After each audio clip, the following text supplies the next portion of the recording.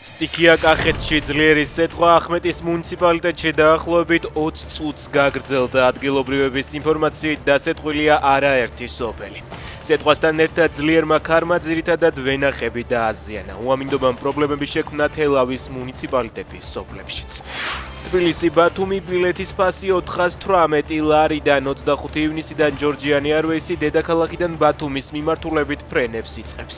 ავიაკომპანიის საიტზე ბილეთების გაყიდვა უკვე დაწყებულია. რეისები კვირაში 4-ჯერ, ყოველ სამშაბათს, ხუთშაბათს, შაბათსა და კვირას შესრულდება.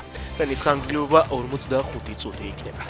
გოგა მემანიშვილი საპატრულო პოლიციის დეპარტამენტის დირექტორის მოადგილედ დაინიშნა. პოლიციის პოლკოვნიკმა შალვა ბარელაძემ კი აღნიშნული თანამდებობა დატოვა და კადრების განკარგულებაში გადავიდა. აქამდე მემანიშვილი ამავე დეპარტამენტის თბილისის მთავარი სამმართველოს უფროსის თანამდებობას იკავებდა. ამ პოსტს დღეიდან დავით მამაგეიშვილი დაიკავებს. სამხრეთ ოსეთი დიდი ხანია დაკავშირებულია რუსეთთან. ჩვენ ღრმა ისტორიული და კულტურული კავშირები გვაერთიანებს თქვა ეგრეთ წოდებულ სამხრეთ ოსეთში რუსეთის საელჩოს პირველმა მდივანმა. იგორ რატუშნიაკი სიტყვით გამოვიდა რუსეთის დღისადმი მიძღვნილ სადღესასწაულო ღონისძიებაზე. მან რუსული სახელმწიფოს 11 საუკუნოვან ისტორიასა და სამხრეთ ოსეთთან მის განუყოფელ კავშირებზე ილაპარაკა.